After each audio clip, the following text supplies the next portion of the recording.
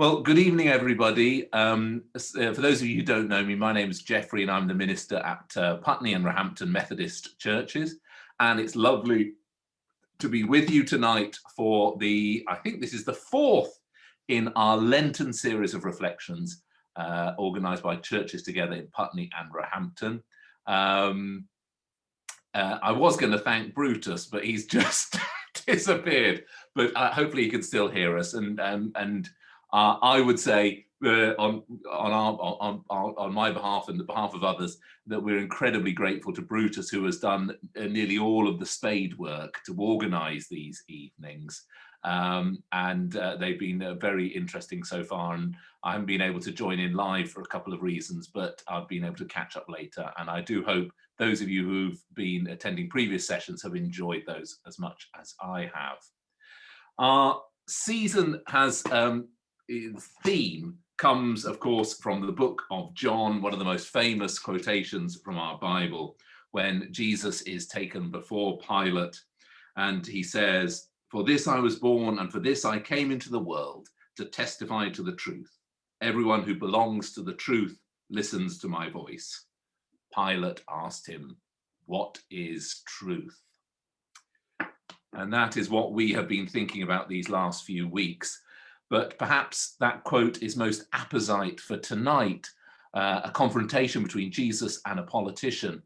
And tonight we're going to be thinking about the very uncontroversial and innocuous subject of truth in politics. I did say to Brutus and our speaker tonight, well, I don't know what we're going to fill the hour with. I'm sure there's going to be nothing to talk about really tonight. So uncontroversial is the subject. I'm delighted to welcome our speaker tonight. And just those of you who haven't been before, our speaker will speak for a time and then there'll be the opportunity for questions and discussion.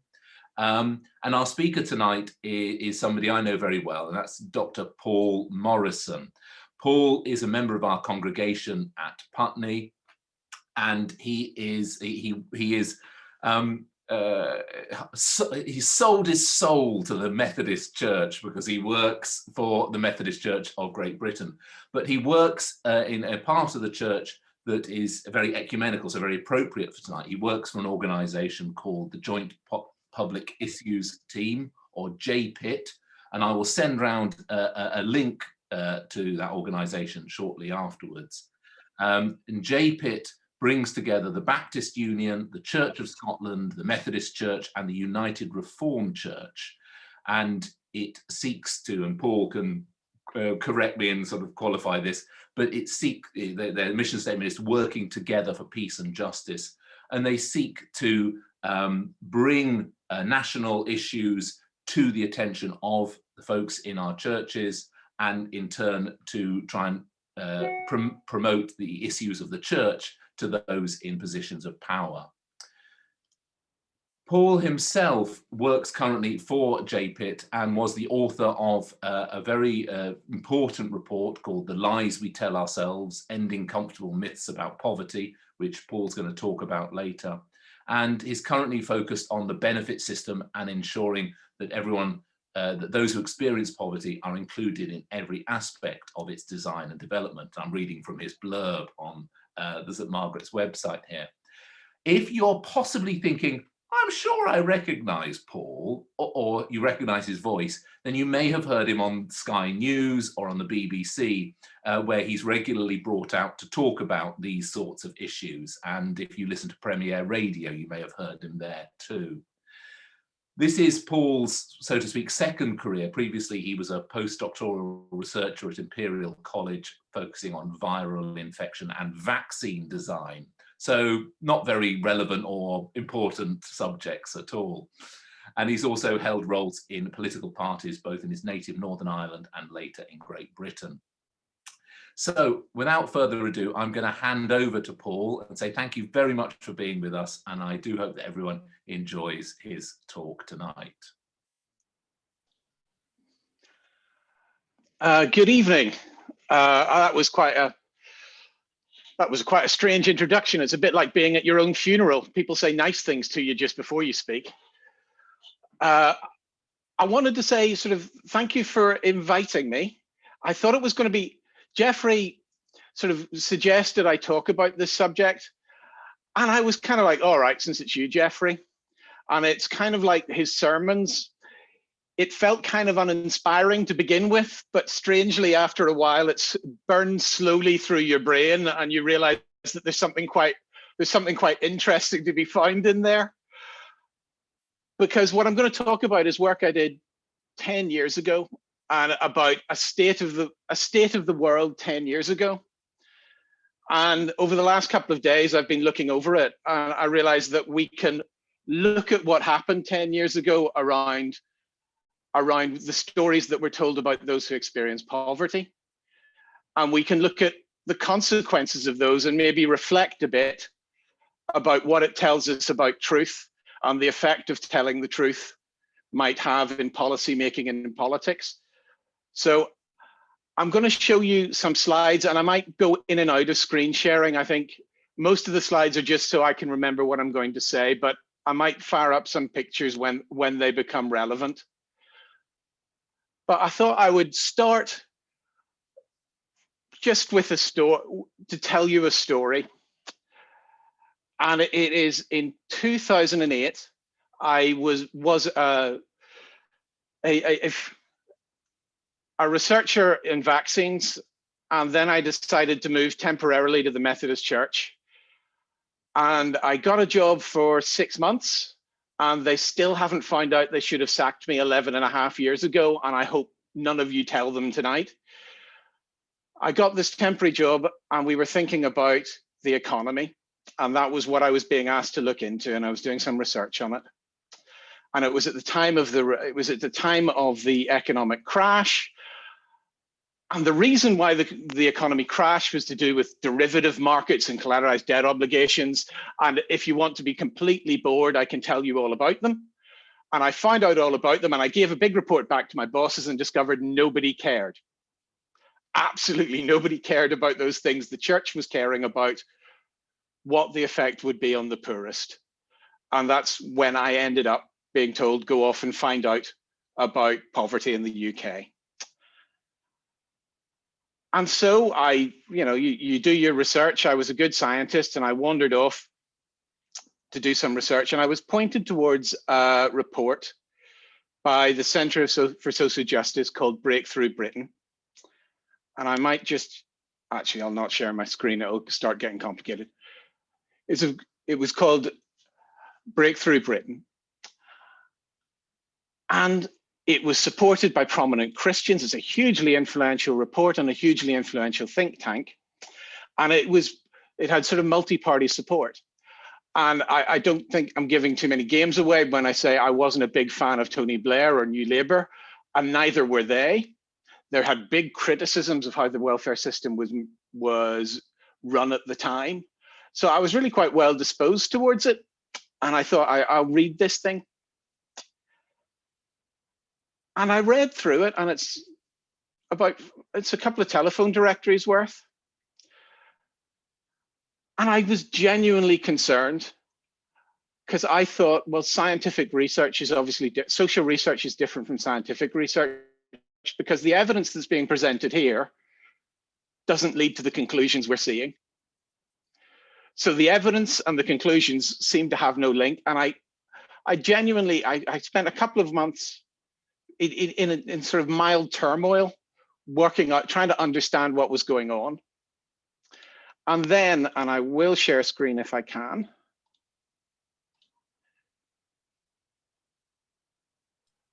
Paul, while you're doing that, I'm just going to interrupt to say, folks, if you like, if you don't know, on the top right hand of your screen, there should be view. And if you click on that, there should be an option that says side-by-side speaker. And in that way, you'll be able to see just Paul and his slides. And in that report, sorry, I'm just checking, can everybody see? Wave at me if you can't see the slides. Great. In that report was this picture. And this was the sort of thing I did every day when I was in research. I fully understood this picture because it was my bread and butter. And what I fully understood was that it was a fake. It was a cut and shut. Those two pictures shouldn't be compared with each other. The sizing is all wrong, and the resolutions of the CT scans are different, which means you should never, ever, ever compare them. And when I looked at the reference, and it cost me 25 whole US dollars to get the reference online, it wasn't in the reference.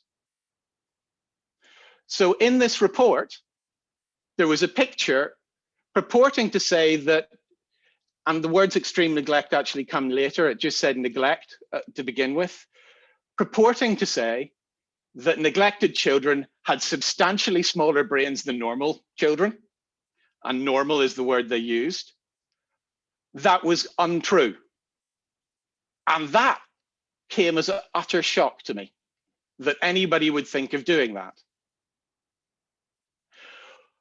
And what became clear was when I read back through the report, once you understood that that evidence was being constructed to fit a preordained conclusion, it suddenly made sense. Everything became much more clear. And I want to show you this particular picture. I've had it taken off the Telegraph website on 3 occasions. It's been in the Times, it's been in various other places. And you have to sort of write to the editor and get them to remove it, because it's a really bad thing to say. But it appeared in an article in the Times in 2009. And I'm just going to read from you a quotation from it, and it's referring to children from broken homes. Are probably going to school with a brain the size of a child of 1, which I always found was a weird phrase, because a child of 1's quite big. So do they mean a brain the size of a child of 1, or a small brain that a child of 1 would have? It was never clear. As opposed to the brain it should be at age 3. They are the ones who often arrive in their nurseries unable to speak, have no language at all, have no social skills, and are often quite violent. That is all rubbish. That is all untrue. That picture is a cut and shut and a fabrication that has been taken off their website and no longer illustrates it.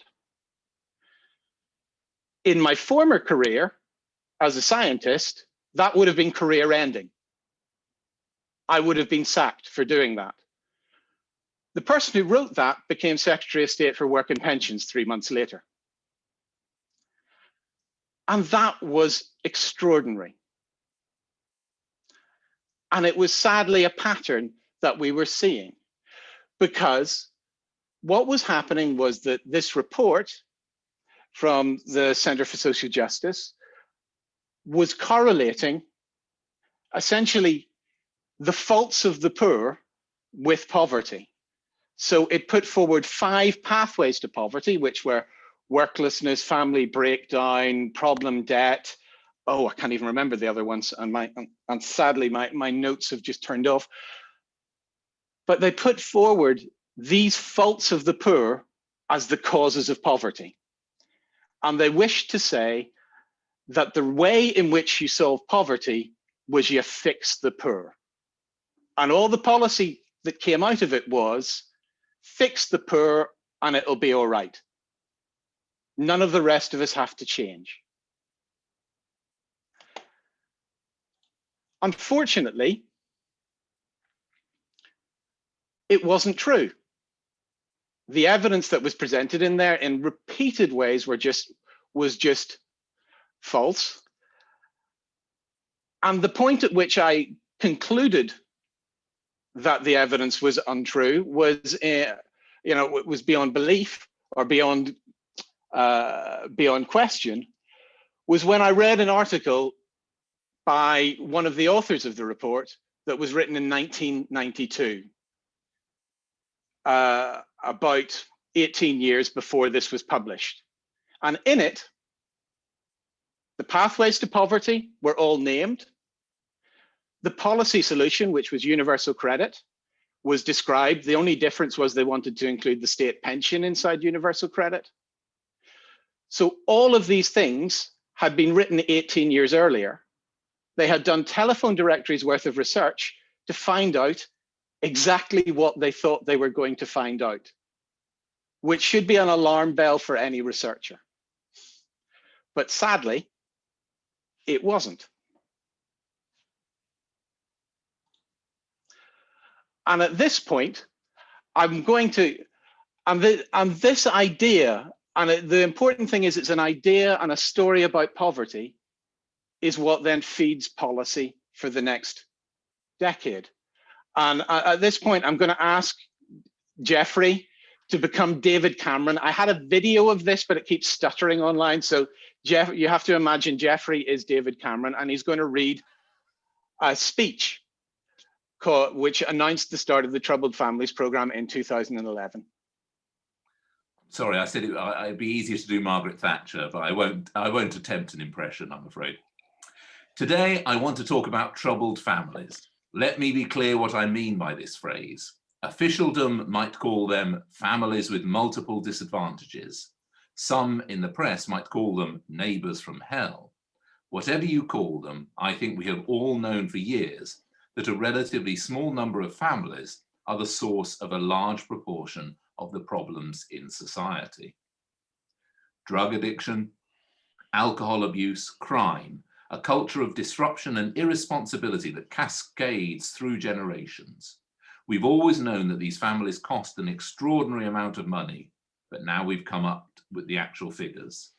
Last year, the state spent an estimated £9 billion on just 120,000 families. That's around £75,000 per year per family. Now, there are some who say, yes, this is terrible, but this shameless culture is now a fact of modern British life, and there's nothing we can do. They're the same people who believe that poverty and failure, like death and taxes, will always be with us. I don't think people are pre-programmed to fail because of where they come from. That sums up the narrative that was being created. But the really interesting thing is that in that statement, there are a number of facts that are put forward. That there were 120,000 families who were part of this culture of crime and disruption and poverty. The thing is, there weren't. That number comes from a study in 2004 and a secondary analysis of that study done in 2007 of an entirely different set of families who were nothing to do with disruption. Not only that, the 120,000 number has this margin of error of 200,000 either way. So there's somewhere between 0 and 320,000 called 120,000. They were more likely to be victims of crime than people who did crime. And the characteristics of the families, and I'm just checking, am I still sharing? I am. The characteristics that was used to define these families were no parent in the family is in work, lives in overcrowded housing, parent has no qualifications, mother has mental health problems, long-standing disability, low income, and family can't afford some basics. They had 5 of these characteristics to be included in the 120,000. Now, if you look at that group, do you see disruption, irresponsibility, or do you see neighbours in need? The thing is, the most common characteristics of that family was mother has mental health problems and at least one parent has a long-standing disability. And after that report, after that was announced, remembering that mother has mental health problems is the predominant characteristic of this group, these are the reports that went into the press. It's time problem families took the blame. Pickles, who was the minister responsible for the program at the time for tougher action.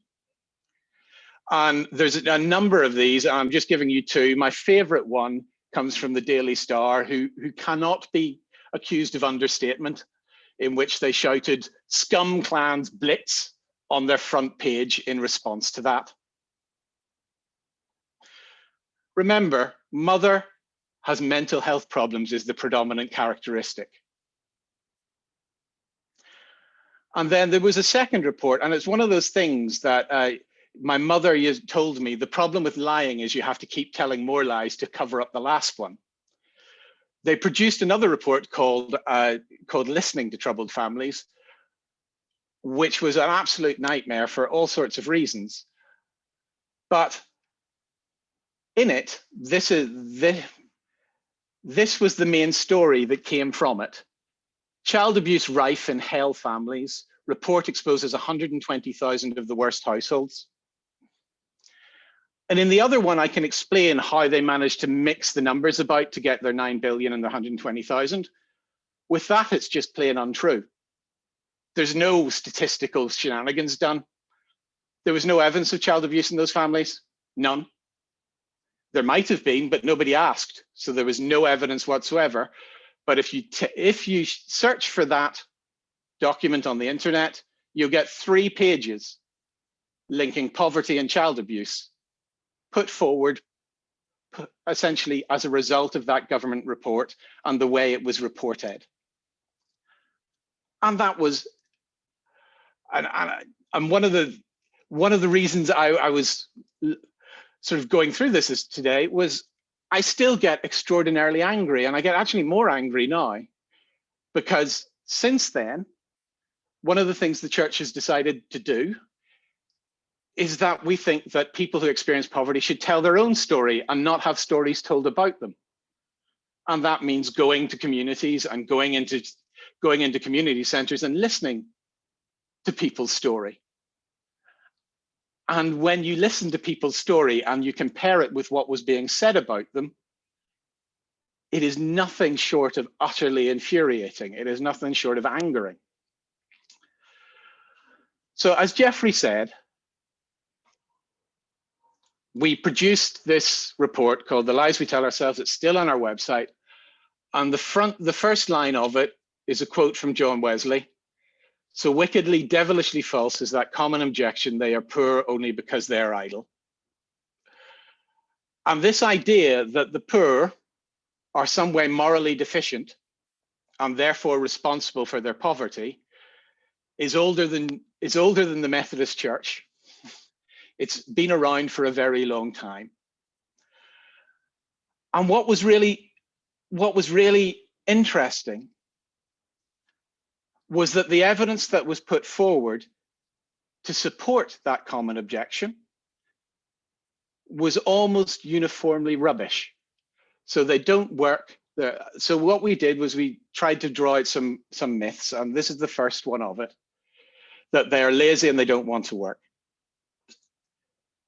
That should be patently obviously wrong, because the majority of people in poverty are in work.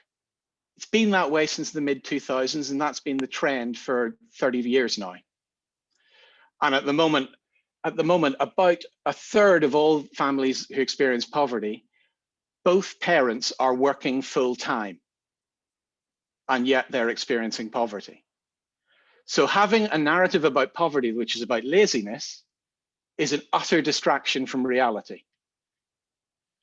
And we wrote down some other myths as well, that they're addicted to drink and drugs. Ironically, you're more likely to be, the people most likely to be abusing alcohol certainly are white middle-class males in their late 40s, such as myself, not those who experience poverty. I'm looking at Jeffrey. I'm all right. You don't have to, there's no pastoral need here, don't worry.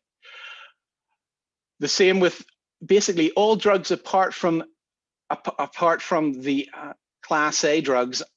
And the evidence is that they don't start the drugs when they're in poverty, but it gets you to poverty rather quickly. They don't manage their money properly. That was a really common belief around churches. But if you have sat alongside someone who explains how they go to 3 different supermarkets to get the cheapest deal in each one, how they are struggling and counting every day, and one mathematical error means that they don't eat, you think actually there are some people who can manage their money a heck of a lot better than me who are in poverty. And they are on the fiddle was absolutely predominant. And it was absolutely rife. And to this day, when I meet someone who tells me they are receiving benefits, the next sentence is an explanation as to why they deserve it and they're not in the fiddle. They feel they need to explain to me before they can say the next thing. And that is extraordinary. And the deficit, that used to be a problem, but we can print money now, so it's much less of a problem, we've discovered. But all of these things were prominent in the public domain. And the problem with that narrative was that the policies that were put in place tried to solve the problems that were described in the narrative rather than the problems that existed in reality. So you would imagine, if you understand that poverty is mainly in working families, you might have a different response and a different set of actions than if you believed it was mainly to do with people choosing not to work. So if we go back to the Troubled Families program that Jeffrey so brilliantly announced, it failed. I mean, it announced success, that it was turning around families in proportions that would have made the North Korean press agency blush. 99% of people had their lives turned around, we were told, for a bit. And then by 2015, there was an independent review done, and they could see no effect. So a policy designed to affect these feckless people who were about antisocial behavior, it failed because that's not the people it was dealing with. There is a new Troubled Families program and it works, but its premises are rather different. The next policy comes universal credit. And universal credit, it's a saga in itself, and I could talk for hours on the history of it. But the key thing is, they believed that people didn't work because they weren't incentivized to do it. So either they were getting too much benefit and then they decided they didn't want to work, or if they worked, too much benefit was taken off them, so they decided not to work. So you've got this really complicated mathematical structure that ensures that work always pays, as that is the phrase that's used. It means you keep about 35 pence of every pound you earn. The other is taken away from your benefit as you progress in work. And you may have heard of something called the 5-week wait. Because we're doing that complex maths, you need to wait 5 weeks before you can give the first payment. All of this was done to incentivize work. They've done 2 studies into whether or not more people move into work. And the answer is no. All of that maths, all of that maths, all of that complexity, all of those problems for people waiting for money, the answer is it's had no positive effect that we can measure. And that's because the people in universal credit weren't not working because of that. They weren't in work because they had very complicated lives, and it's much more complicated than just giving them a mathematical formula.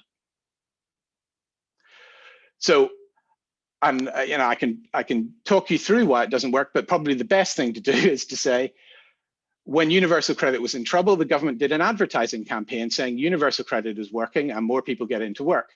The Advertising Standards Authority looked at it, and while they approved the phrase 8 out of 10 cats prefer whiskers, they do not approve the phrase universal credit gets you into work. They described it as unsubstantiated, misleading, and anecdotal. So the claim that it gets you into work does not meet the standards of evidence we require of cat food, which is extraordinary. And you'll find that after that judgment, government ministers have been a bit more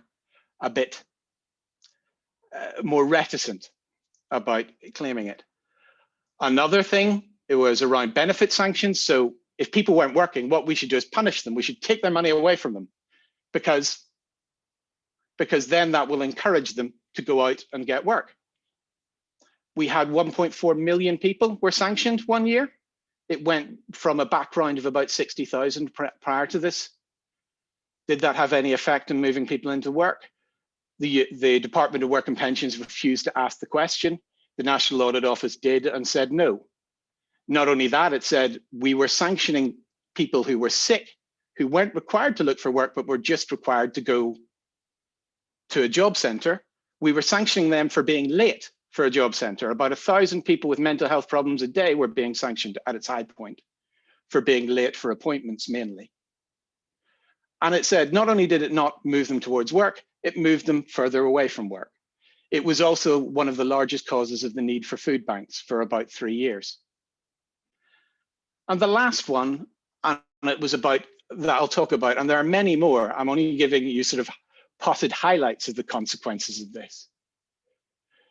The last one was around this. They created a new set of disability assessments because there was a fear that people were on the fiddle, that they were faking illnesses. There was a phrase in the Daily Telegraph, there was a headline, these fake disabled are ruining us. So they introduced a new test. The new test had all sorts of problems with it. It was really stressful. It was really problematic, but actually the number of disabled people who needed support from the benefit system didn't change. But the process was deeply traumatic for people, and lots of people had to appeal, and it was horrific. And the result is that the same number of people are claiming benefits due to disability. There's been some cuts within that, but one of the biggest results of it was that for every 10,000 of these tests that were done, research indicates that there were no increases in the number of heart disease medications taken by that group of people, but there was around 7,500 more prescriptions for antidepressants given to that group of people, and there was about 6 more suicides per 10,000 tests than you would expect in that cohort. We don't know which particular suicides were caused by it, but we know that the rate of suicide went up amongst that group. And that's because these people repeatedly reported that they were being treated as essentially skivers who were on the take. And to prove that caused them real problems.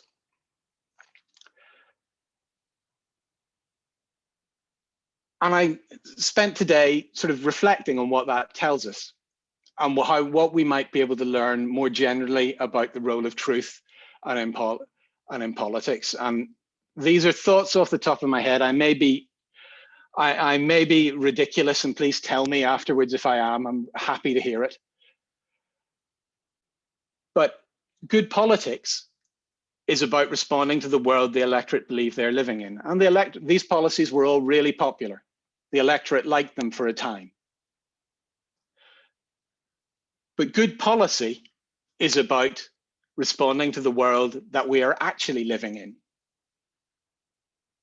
And great leadership happens when you bring those two things close together. And it's extraordinarily difficult because the people do not have a single mind. They're capable of holding two opposite views in their head at the same time. Understanding the reality we are living in, it's constantly changing. The evidence is often not clear cut. And it's a really difficult task. But that's why, and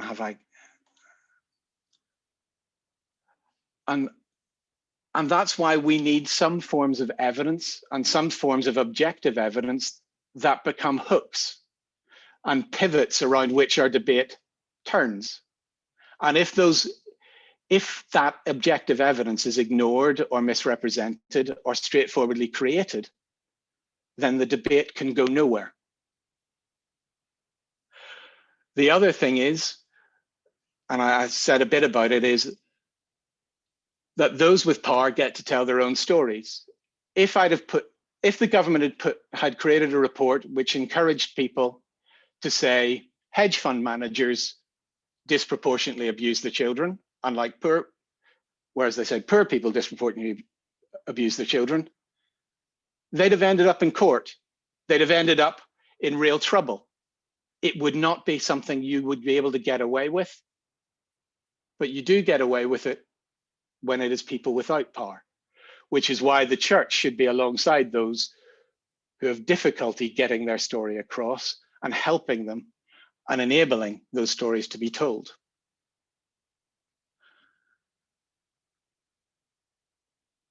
And the other thing I thought was worth saying is the best lies are the ones you want to believe. Wouldn't it be a great world if poverty was only visited upon those who really deserved it? That would be a wonderful world to be in. You could feel compassion, you might give charity, but there was no justice issues to deal with. But that's not the world we live in. And we wanted to believe that because by fixing the poor, it was cheap. We didn't have to spend money. We wanted to believe it because we could change them and not change ourselves in any way, shape, or form. We could solve poverty without any inconvenience at all. And in fact, if the problem was giving them money, we could even tax ourselves less and give them less money, and we would solve poverty. We wanted to believe that, and it would be a good world if that was true, but it straightforwardly isn't. And I think as we look to the future, we need to be very wary of people telling us things that we really want to believe but might not be true. And we really should challenge them against evidence. On my last slide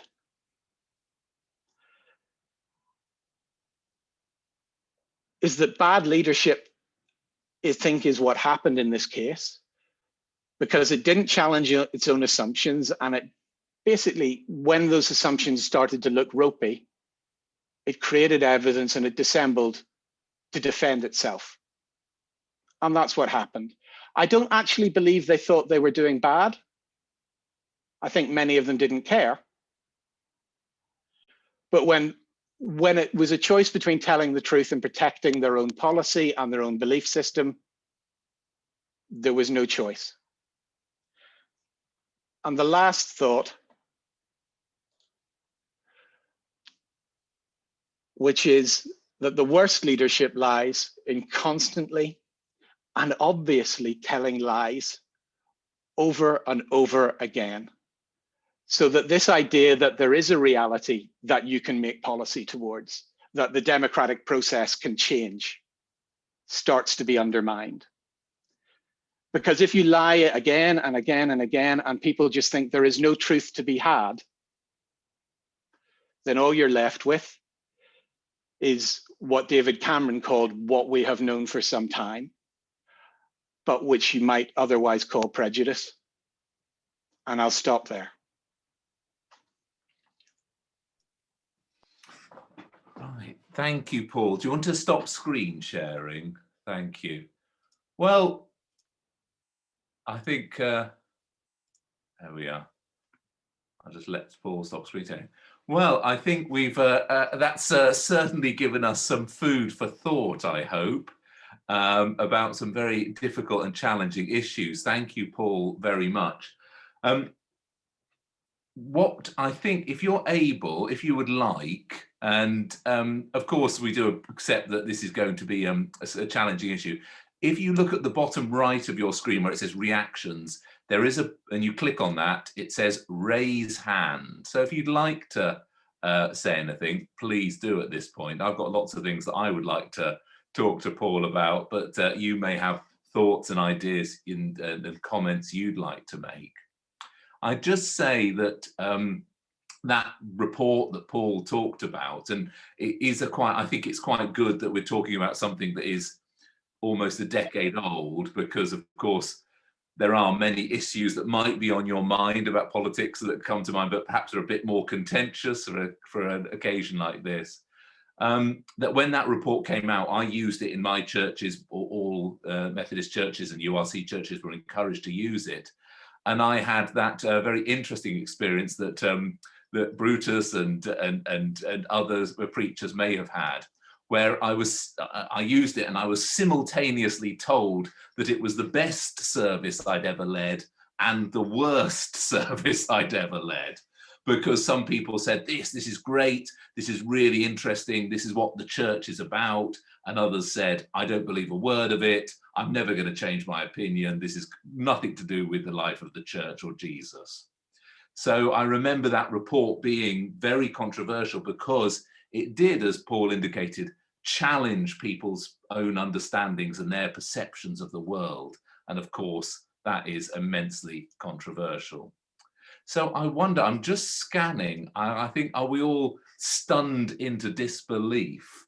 Would anybody like to make a comment or ask Paul a question, or take the conversation in another direction? I think we're all a bit stunned.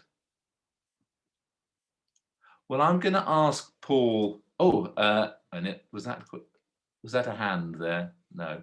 Okay. Well, if you do, please, you can always, if you'd like, you can always send me a question in the chat function as well.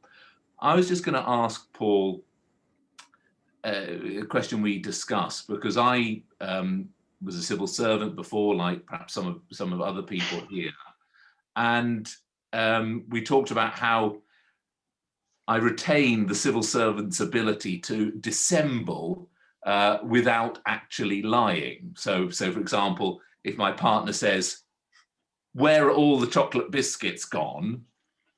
I can respond, are there none in the cupboard? And of course that's true, but it's not the whole truth. And politicians and civil servants have always been good at that. And sometimes in church life, you know, when somebody says, what do you think of my flower arrangement? You could say, well, I've never seen anything like it before. Again, that's true, but perhaps not the whole truth. But is there, Paul, we were saying earlier, has there been a change, would you say, in politics where we have gone beyond that half-truth telling, and where politicians, there were penalties in place for politicians who actually lied, and we might look back in history and think about like the Profumo scandal and things like that, that are we at a stage now where you can, as a politician, simply lie without any concern whatsoever? I think that I always resist the temptation to say the past was wonderful. I am confident that there were politicians who dissembled and did various things then. I think what has happened is that there's a phrase, a guy called Jonathan Haidt does research into what's called moral psychology, which is why we choose to believe things and why we choose not, and why we choose not to believe things. And there is a question and he says that if the statement is something I want to believe, then I ask the question is, can I believe it? And if the statement is something I don't want to believe, I ask the question, must I believe it? And what has happened over the past 10 or 15 years is that there's been this expansion of information. So if you want to believe there is no climate change, there is 1,000 websites that will give you that out. You can read them and they will look convincing, and you can say there is no such thing as climate change. And I think in an environment where when there are difficult questions asked and you have a strong preference for one, you can always find a way of justifying that opinion, which means that politicians are part of that, and they don't have to stay within the bounds of truth. And you know, I don't think it's even politically controversial to say that our current Prime Minister has on occasions only a nodding acquaintance with the truth, but we don't seem to mind. Yes, we do. I was using a royal we there. I apologize. So that has changed, and the information environment is the reason why it's changed, as far as I can see.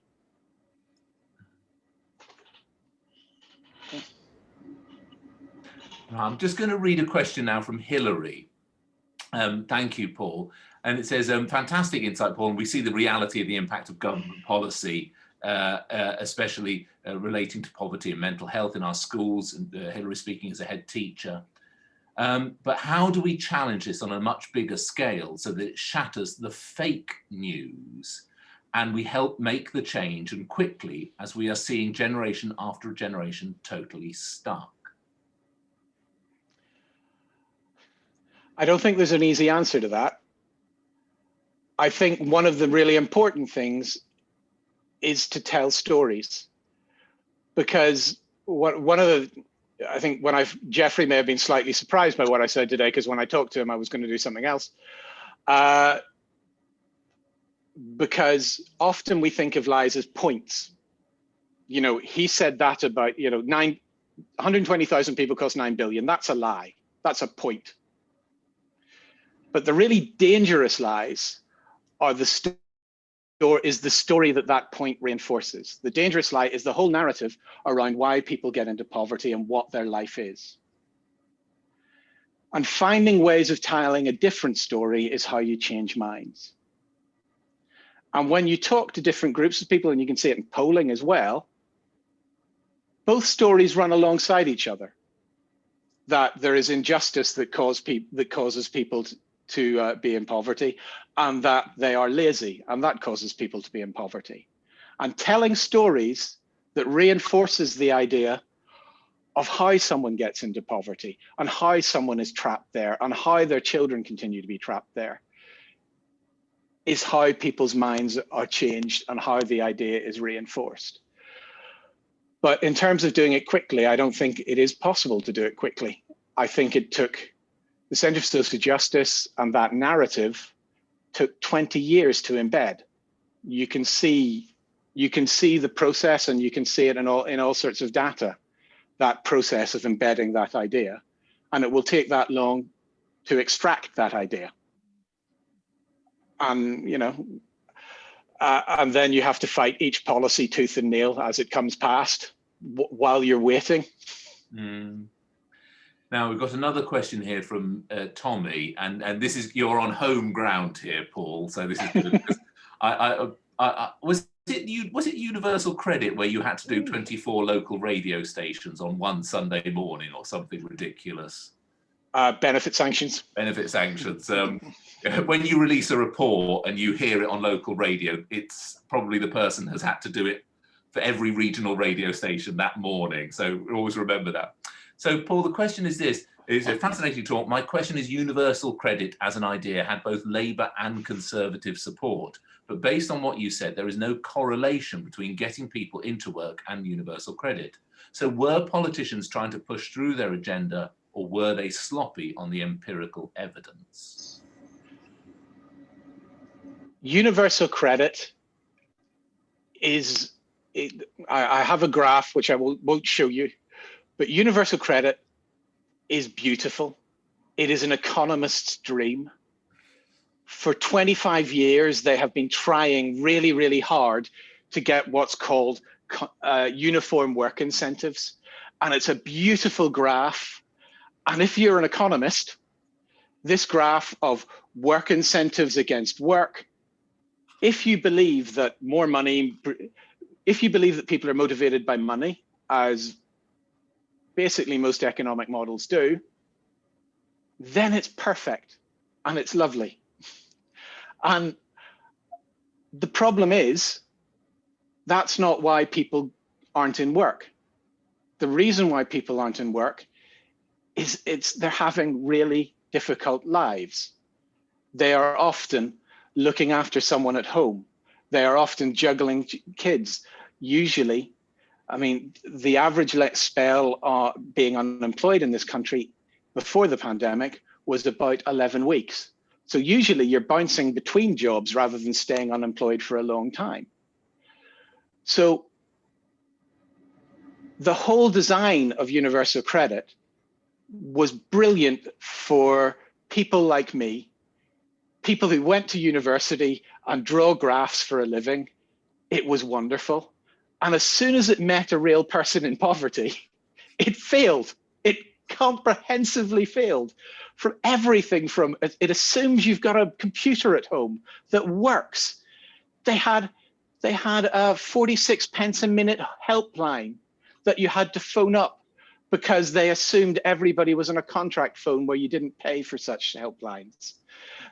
Every aspect worked for me, a middle-class person who doesn't need universal credit, and didn't work for the sort of people who needed universal credit.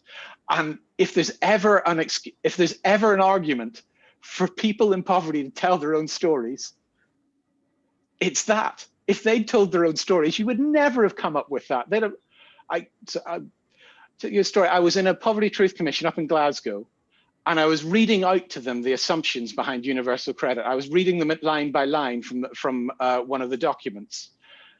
And these were people who were trying to get universal credit and who had been, bouncing in and out of benefits for years.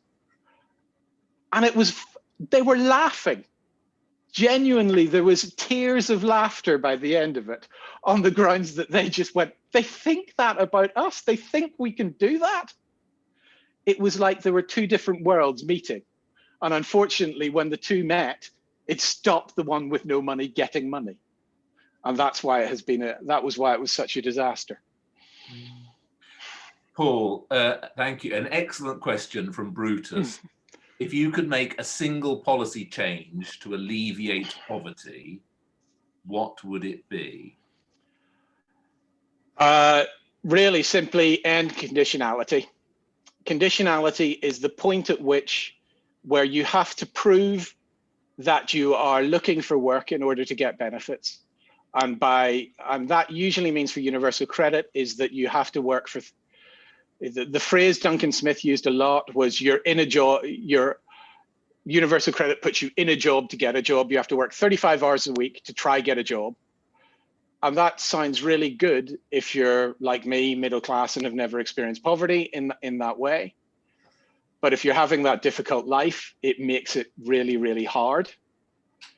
It assumes you need to be compelled to look for a job which is in your own interests, and that's not my experience. And from 1931 until 1983, you got benefits without having to look for a job. There was no conditionality. It was introduced in the Employment Act in 1983. And there was no great problem with skivers as the conditionality is meant to prevent. And really importantly, can you imagine, put yourself in the position of someone who gets up in the morning and works 8 hours writing job applications, and they won't even return them. They won't even say no to you. Can you imagine doing that even for a week, never mind 10 or 20 weeks?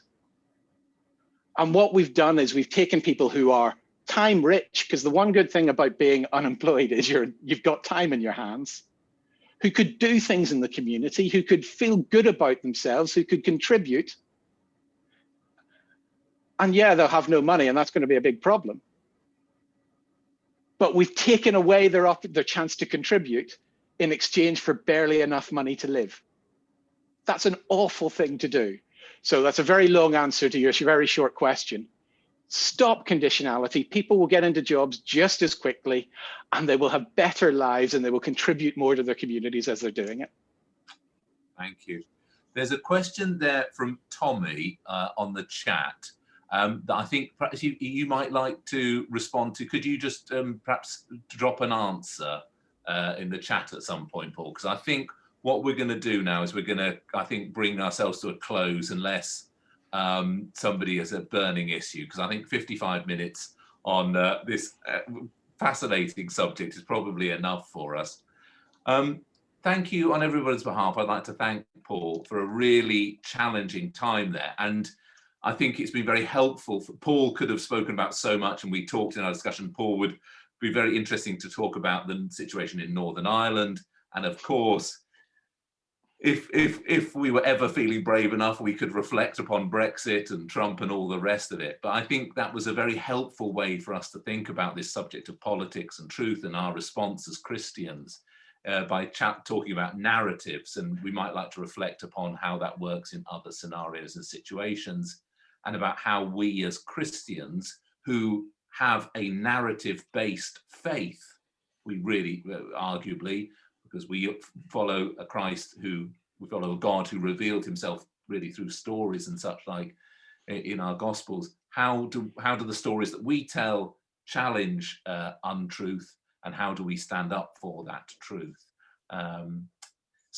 I'm sure everyone would like to say thank you. If you've enjoyed it, I think what we do now is you do a sort of a little clap to Paul. Thank you very much, Paul. So thank you, Paul, and do look out for Paul. Look at the issue. I've sent a link there to the JPIT publications, and I'm sure Paul would love to come and talk to your churches after this. Sorry, Paul, on any occasion. I'm just going to hand over to Brutus, perhaps just to talk about next week. Brutus, would you like to mention about next week at all? Our last and final talk? Yeah, so our last talk is on truth in the church, and that is Augustine Im Tanner. A year ago, he won the Church Times Theology Slam, which is a sort of spoken theology competition where people have to present something. He was a very good speaker, about you there. And he has also had experienced some considerable discrimination within the church. He's an ordinand, he's a black ordinand, and there have been a number of issues come up with him finding accuracy, and he's also spoken quite a lot on issues of race in the church. So he'll be fascinating, and I think a really important voice for the church to listen to at this time. So yeah, that's our last talk next week. And just to say, if you haven't picked up on it, that the link to the Zoom is the same every week, so you just have to click on the link again. And thank you again, Brutus, for all your hard work in organising all this. And thank you, everyone, for coming tonight, and those who are joining us later on YouTube. And look forward to seeing you soon. And if I don't see you before, have a happy and blessed Easter. Take care. God bless. Bye-bye.